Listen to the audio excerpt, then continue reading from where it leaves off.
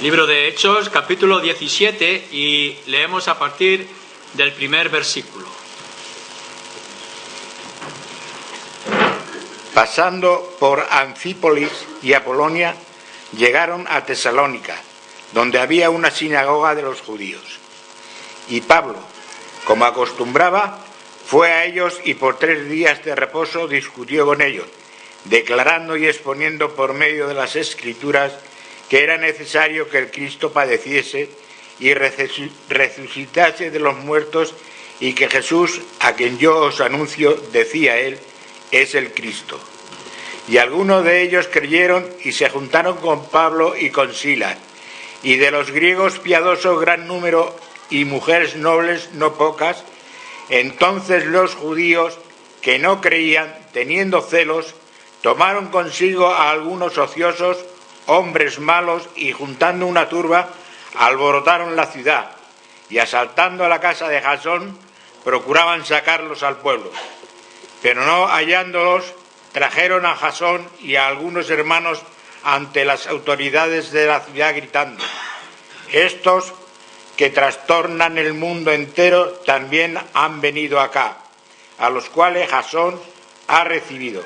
Y todos estos contravienen decretos de César, diciendo que hay otro rey, Jesús. Y alborotaron al pueblo y a las autoridades de la ciudad oyendo estas cosas. Pero obtenida fianza de Jasón y de los demás, lo soltaron.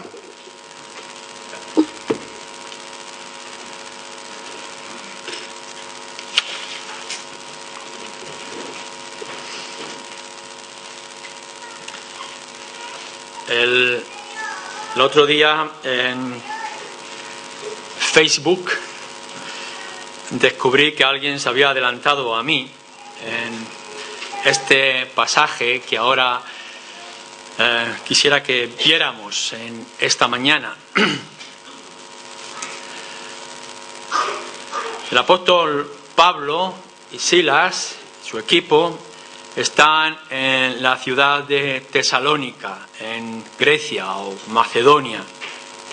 Han tenido que llegar allí por las diferentes dificultades que se habían encontrado en la ciudad de Filipos. No va a ser fácil la situación en Tesalónica, como no lo será en las siguientes ciudades. Hay una especie de alboroto en el momento en que hay algunos judíos, como decíamos el domingo pasado, que no llegaron a comprender, a creer lo que Pablo y los demás del equipo estaban diciendo. No se conformaron simplemente con rechazarlo, sino que fueron a las autoridades, alborotando a la ciudad y apresando, haciendo que apresaran a algunos de ellos. Y en medio de toda esa situación, ante la acusación que presentan a las autoridades de la ciudad, dicen así, versículo 6: estos que trastornan el mundo entero también han venido acá. Estos que trastornan el mundo entero también han llegado a Tesalónica. La palabra que están utilizando esta gente y con la cual quiere explicar Lucas, el autor del libro, tiene muchísimas otras connotaciones o aclaraciones o sinónimos. Se utilizan en las Escrituras, en los diferentes pasajes, y se utilizan en las diferentes traducciones que tenemos de las Escrituras. Se habla, en esta palabra griega, de lo que los cristianos estaban haciendo en Tesalónica, que están excitando, están agitando, están perturbando o alborotando, revolucionando, subvirtiendo o poniendo boca abajo. Todo eso son las explicaciones que podemos dar a lo que los cristianos estaban haciendo en aquel momento, en aquel lugar, en medio de la ciudad. Las noticias corren con una gran facilidad. El Imperio Romano crea carreteras anchas y rectas y suaves para sus propias comunicaciones militares y económicas, La vía ignaciana pasa por aquella ciudad, el Evangelio llega, pero también la gente con las comunicaciones. Y pasa por esta ciudad y antes de que Pablo empiece a hablar y extender el mensaje, ya han oído, ya saben, han llegado los comentarios. Quizá han llegado comentarios incluso de Roma, porque allí ya en aquel momento habría creyentes. O han llegado comentarios de Antioquía, o han llegado los comentarios de la ciudad que han dejado atrás Filipos. El caso es que aquella gente dice, los que van por ahí revolucionando el mundo, han llegado aquí las noticias, antes de que Pablo pudiera decirlo, ya han llegado. Seguramente el nombre de Jesús ya era conocido, ya se empezaba a extender con todas sus modificaciones y todos sus errores. No lo podemos permitir, dicen algunos, tenemos que cerrar la puerta, tenemos que impedir que esto siga así. Los que están alborotando, como nos decía en Filipos, pues que no nos alboroten ahora aquí entre nosotros. Están cambiando el lenguaje. Ellos están dicen los que se oponen al Evangelio, que están presentando a otro rey. Y lo utilizan para decir, ¿veis? Quieren quitar al César y quieren poner a su rey llamado Jesús. Una acusación que si leéis en el capítulo 16 también era conocida y se veía en otros lugares. Son meras excusas, son falsas acusaciones. De la misma manera que acusaron al Señor Jesús, diciendo cosas que realmente habían dicho, pero fuera del contexto, intentando cambiar el mensaje interno espiritual que el Señor Jesús estaba trayendo, pues también ahora con Pablo y con el Evangelio. Pero la realidad que nos presenta este verbo, esta definición que vemos en el versículo 6 es otra. Lo que ocurre es que Pablo, Silas, su equipo y los creyentes y Jasón con todos los demás son personas distintas. Son personas que no se conforman con todo lo que han recibido, que empiezan a rechazar las tradiciones y las supersticiones en las cuales se han criado.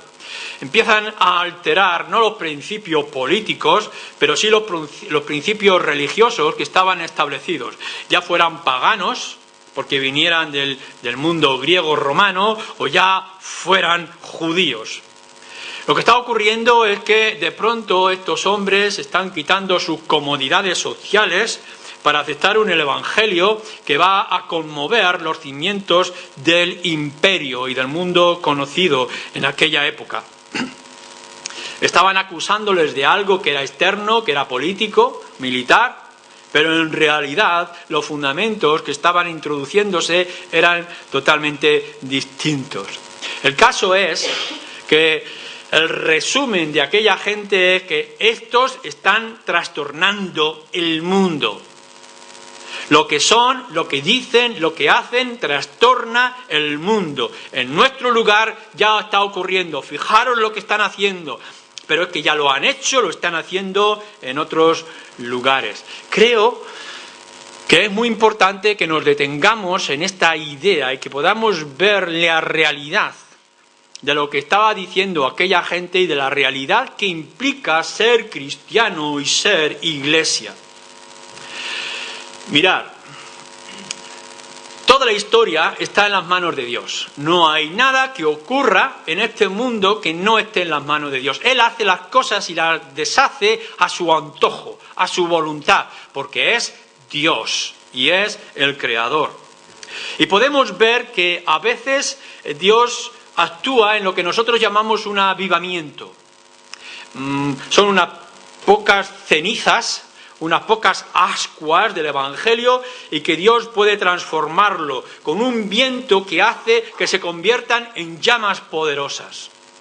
Si miráis en la historia y miráis también en algunas palabras de los Salmos, podemos ver esta idea. Podemos ver gente en minoría, un número insignificante que quizá con su fidelidad a la palabra o quizá con su tiempo de oración, el Señor coge esas ascuas para hacer que arda como un campo de paja el mundo que les rodea. Y podemos ver cómo Dios hace de aldeas paganas y duras para el Evangelio que se transformen. Y todos los bares o todos los lugares públicos de contaminación espiritual desaparecen en un instante. Es la obra divina, totalmente divina. En otras ocasiones, Dios lo que hace es una revolución. Es quizá lo que podríamos identificar, aun cuando pudiera tener sus ideas diferentes, lo que ocurrió en el tiempo de la Reforma. De que las situaciones políticas y sociales están favoreciendo una actitud para que la gente se levante y con la protección de gobiernos y de circunstancias se predica el Evangelio y la gente empieza a convertirse. Y podemos ver cómo naciones enteras, con la predicación del Evangelio y las facilidades del sistema alrededor, han creado una revolución. Y el sistema político, el sistema económico y el sistema social empieza a cambiar. Es verdad que ahí podemos ver obra humana, en donde la situación, los conflictos y a veces las ventajas facilitan a que el Evangelio se extienda y gran número de personas pueda llegar a convertirse. Podemos ver detrás la mano de Dios, pero no tan claramente como la pudiéramos ver en el avivamiento. Pero no solamente el Señor actúa con ese avivamiento o con esa revolución, sino que el Señor tiene también la posibilidad y las maneras para trastornar, para poner el mundo boca abajo, para cambiar por completo de otras maneras y de otras formas. Y es lo que estaba ocurriendo por la predicación del Evangelio de Pablo, Silas y Pedro, como lo hicieron en Jerusalén, en Judea, en Samaria, etc. Entonces, ¿qué es lo que nos está diciendo a nosotros este acontecimiento de Tesalónica? Algo muy importante y que lo tenemos que tener en cuenta, quizá en primer lugar, que el cristianismo, tú en particular, no puedes pasar desapercibido en este mundo, que no has sido llamado únicamente para rozar el mundo, has sido llamado y convertido para trastornar el mundo. A veces nos sentimos con una falsa modestia, y enfatizo falsa modestia, en pensar que tenemos que pasar en este mundo desapercibidos, sin que se nos note. Y no hay idea más contraria al Evangelio. Si te has planteado que tu vida cristiana es, bueno, yo voy a estar aquí, que el Señor me ha salvado, pero que no se note mucho para no tener conflictos, es que no has entendido lo que es ser cristiano. Pablo, Jasón y los demás, con otros lugares, como podemos ver en las cartas de Pablo, lo entendieron de manera distinta. No estamos aquí simplemente para rascar un poquito a ver si alguien se convierte. Estamos aquí para coger el mundo y darle la vuelta. De tal manera que la gente que está a nuestro alrededor se asuste, se espante, se llene de temor, porque el Evangelio también ha llegado a sus puertas. El cristiano no solamente es una persona que es creyente, el cristiano es discípulo, es testigo. Como dicen los apóstoles, lo que hemos visto, eso es lo que nosotros tenemos que anunciar. No simplemente es que hemos visto cosas y las hemos creído y las hemos guardado en el corazón. Esto no es el Evangelio, es un medio evangelio. Y nosotros tenemos que tener un evangelio entero. Ahora que veo, ahora que entiendo, tengo que ir al mundo y proclamar estas buenas nuevas. Hemos nacido de nuevo para alumbrar al mundo en medio de la oscuridad. Y si simplemente eres un poco de ceniza que alumbra en el tiempo de la comodidad y de tu hogar, no entiendes el Evangelio y tienes que cambiarlo. Hemos sido convertidos y hemos sido hechos salvos para ser sal y para poder salar. Y si eres una sal que no sala, lo único que sirves es para extenderla en el suelo. El cristiano tiene una tarea y un objetivo en su vida, que es glorificar a Dios de tal manera que todo el mundo sepa quién es Dios y quién eres tú, y que entiendan o comprendan que tienen que tomar una alternativa en su vida. La fe y la fe cristiana no es algo secreto y para la intimidad, no es algo personal.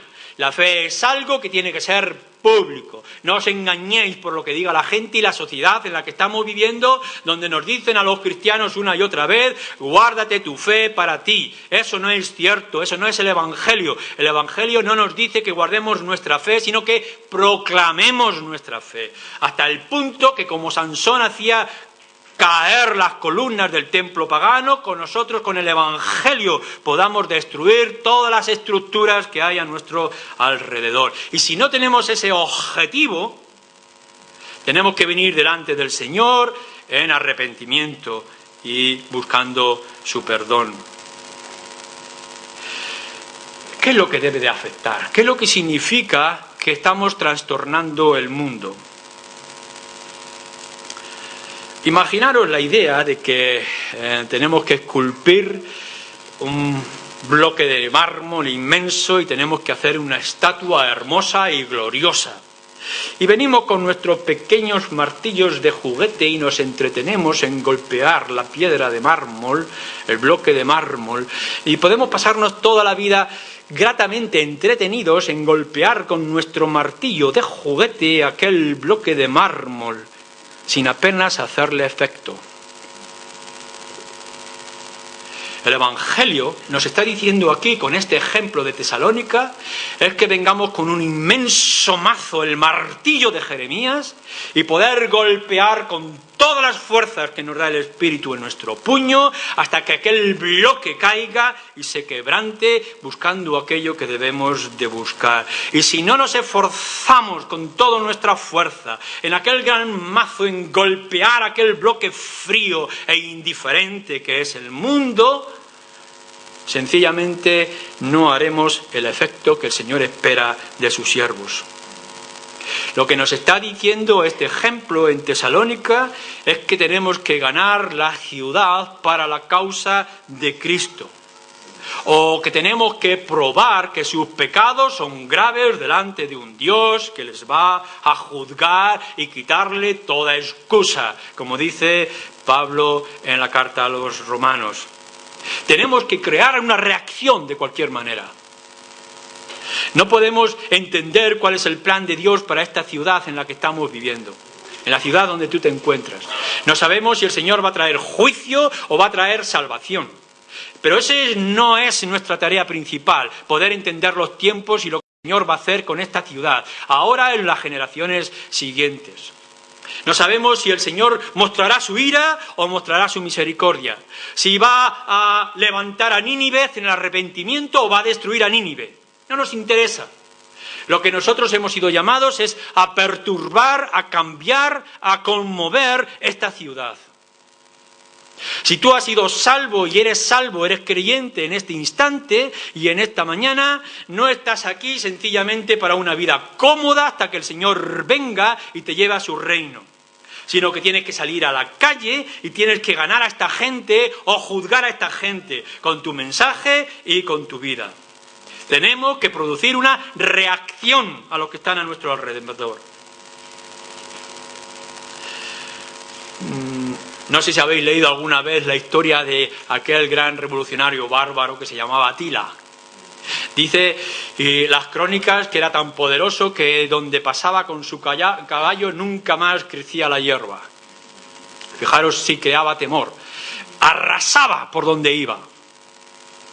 Tremendo era su pillaje, su fuerza y lo que hacía en medio de su época con su ejército. ¿Cuándo se dirá esto de los cristianos? Que allá por donde pasamos el mundo ya no es el mismo. Que donde llegamos los cristianos el mundo conocido tiembla y otro mundo aparece de nuevo. ¿Cuándo podremos llegar a entender que no es únicamente que busquemos esa revolución positiva para que el Evangelio se extienda por los cambios políticos y la libertad de religión o de expresión. Cuando tengamos que llegar a entender que no es únicamente nuestra constancia en la oración para que el Señor traiga avivamiento, que tenemos que orar para que el Señor obre, sino que nuestra responsabilidad es salir a la calle, como esas llamas vivas que el Evangelio ha hecho en nosotros, y que vayamos anunciando en medio de todas las calles quiénes somos y lo que el Señor Jesucristo ha hecho. ¿Cuándo podremos llegar a entender que nuestra tarea principal como creyentes es con toda la fuerza del Evangelio y golpear los muros fríos de este mundo pagano que nos rodea? No estamos aquí únicamente para resistir los golpes del mundo sobre la Iglesia, sino que estamos aquí para que la Iglesia golpee el mundo con el Evangelio.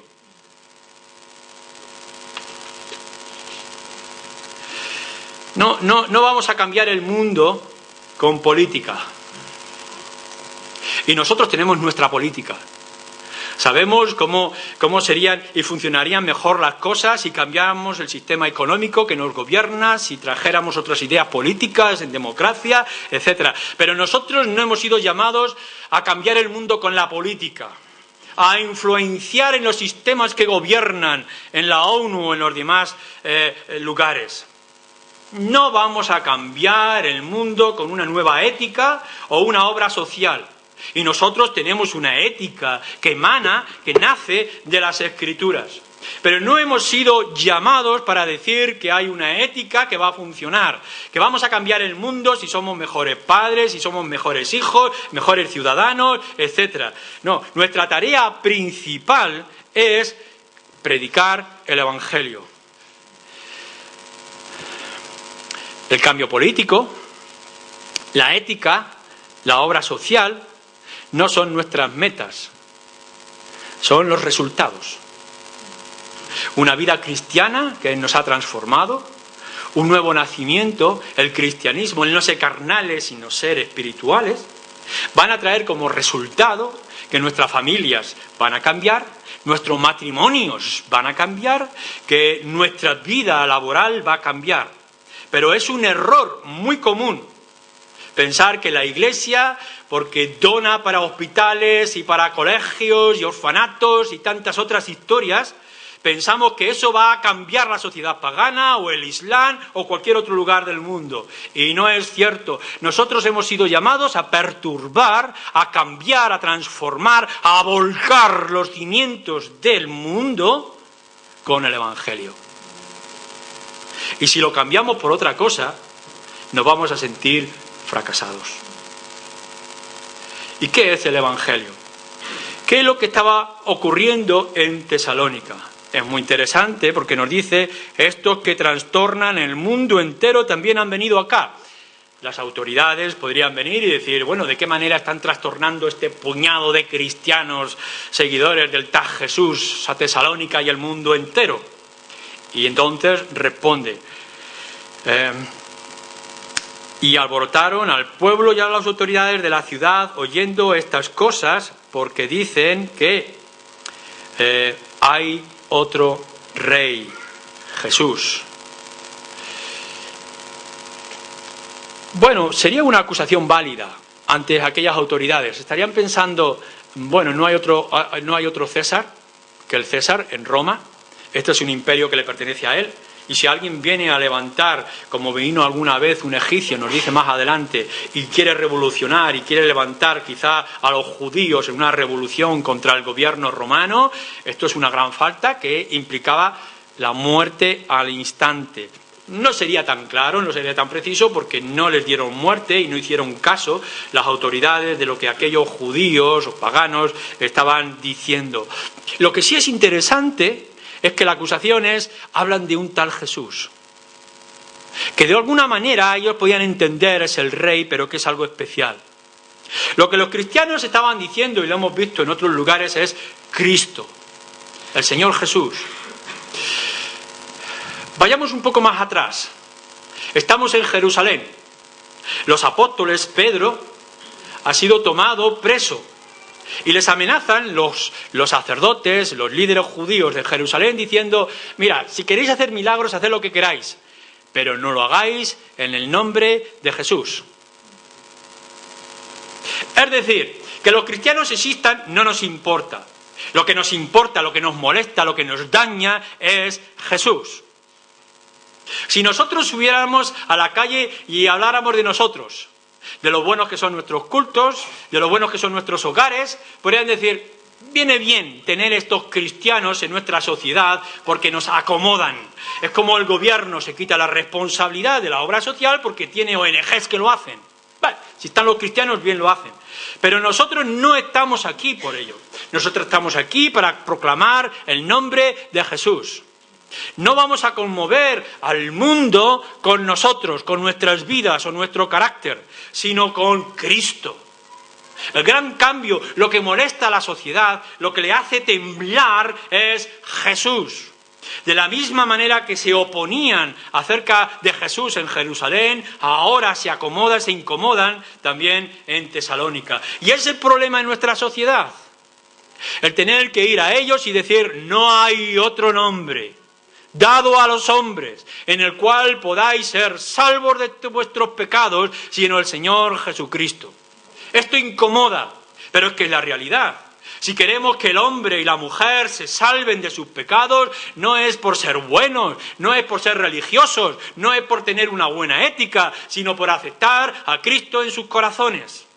Y si nos engañamos y anunciamos otro nombre, o cambiamos nuestro mensaje, estamos engañando a la sociedad y no vamos a crear ningún efecto.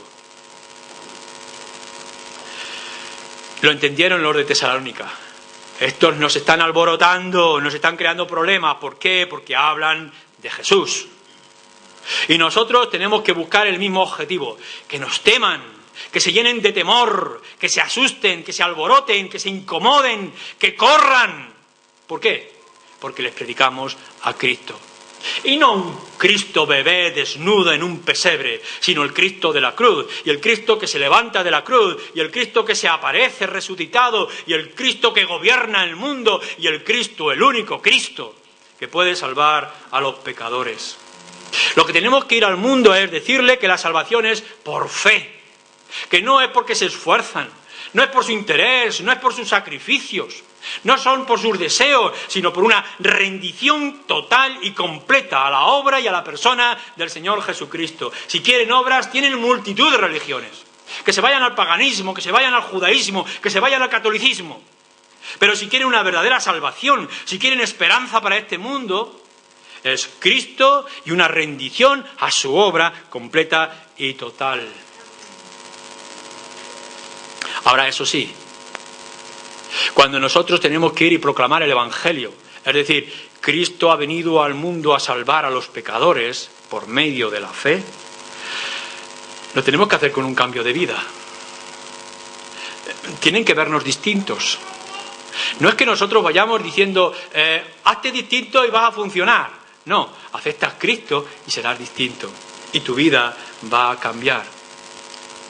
El gran problema, o uno de los grandes problemas que nos encontramos en la Iglesia hoy, aparte de lo que ya hemos dicho, de que cambiamos el mensaje y lo convertimos en algo ético-social para la sociedad, es que tenemos un evangelio a veces muy claro, muy poderoso, muy sencillo, muy directo, muy concreto.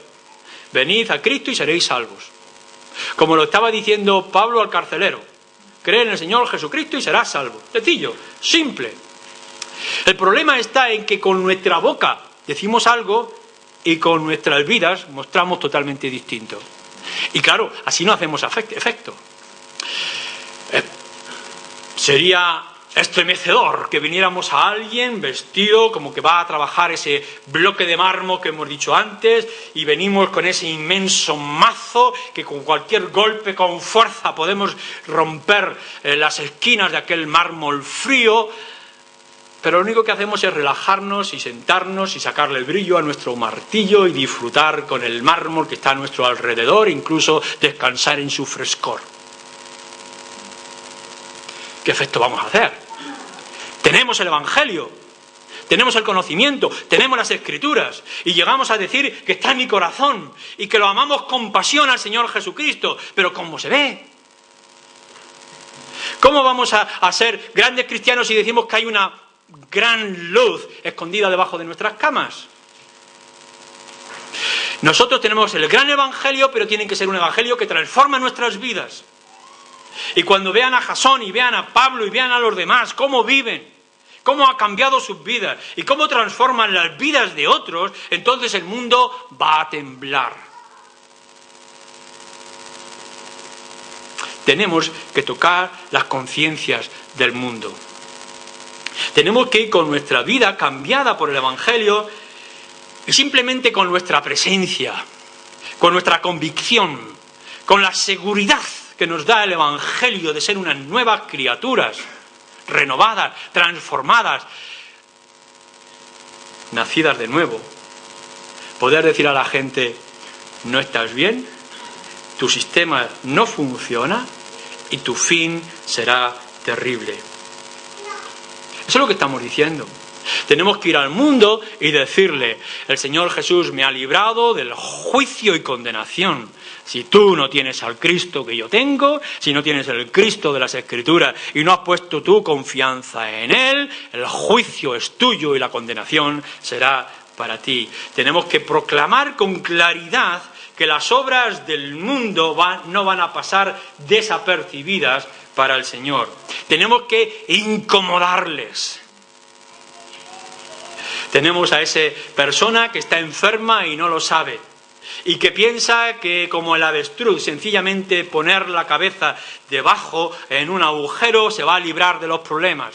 Pero tenemos que ser duros, tenemos que ser contundentes. Estás enfermo, le tenemos que decir a la gente. Estás en pecado, el pecado lleva al infierno y a la condenación. No puedes seguir en este camino. Y no importa lo que nos digan, no importa lo que se incomoden, no importa lo que les disguste, que les quitemos el sueño, que le perturbemos en medio de su comodidad. Tenemos que decirle a los nuestros, tenemos que decirle a nuestra familia, a la gente con los que nos cruzamos: no podéis estar tranquilos.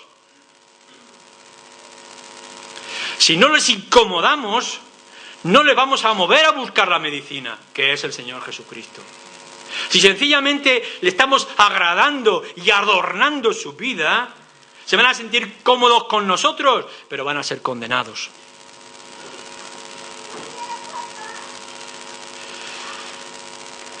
Pero no solamente eso, quisiera decir en esta mañana. Esta tarea no es el trabajo de algunos, es el trabajo de todos.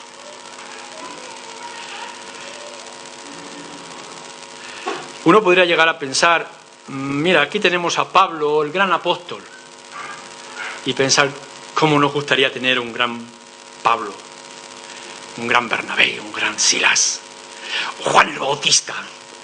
¿Cómo nos gustaría tener grandes hombres y grandes mujeres que pudieran ir y sin ningún temor predicar a Cristo en medio de la sociedad? Pero este pensamiento es peligroso, porque no es tarea de algunos, es la tarea de todos. Cada cristiano tiene la responsabilidad de ser luz en medio de la oscuridad. Cada uno tiene la responsabilidad de conmover, de trastornar el mundo. Y por tanto, tú tienes la responsabilidad, si eres creyente. No puedes dejar la carga a otro. Tienes que tomarlas tú. No importa si hay grandes hombres y mujeres que están haciendo un servicio glorioso al Señor, o no importa si no hay nadie que lo haga. Levántate tú, donde te encuentres, sea quien seas, en la circunstancia en la que te encuentres, no me importan. Si eres cristiano, eres testigo. Si eres testigo, eres luz. Si eres luz, tienes que salir y alumbrar. Y tienes que hacerlo de tal manera que la gente se moleste por lo que estás diciendo y corra a esconderse o a rendirse al Evangelio. Hazte una pregunta seria en esta mañana.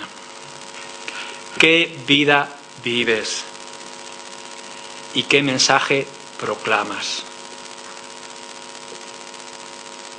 ¿Cómo estás viviendo el Evangelio en tu vida y cómo lo estás proclamando. Terrible será el juicio de aquellos cristianos que lo que sois una vergüenza para el Señor y su nombre en este mundo. Pero qué gloriosa será la entrada de aquellos de vosotros creyentes que el Señor pueda decir: buen siervo y fiel. ¿Qué evangelio proclamas? ¿El evangelio de la comodidad, de la prosperidad, del bienestar? Diciendo a la gente: esfuérzate un poquitín, será suficiente. No te asustes, ven a mí, te voy a solucionar los problemas sociales, económicos, de drogas, vicios que puedas tener. ¿O estás predicando: no hay otro nombre dado a los hombres en el cual podamos ser salvos? Estás predicando con toda autoridad que lo único que salva al pecador es la humillación y la rendición a la sombra de la cruz. Si has entendido lo que Pablo y los demás en Tesalónica están haciendo, entonces yo te ruego en el nombre del Señor Jesús y a la luz de estas Escrituras, que en esta mañana te levantes y hagas lo mismo. Trastorna el mundo y dile que hay esperanza, pero la única esperanza es Cristo, el Señor y Salvador. Amén.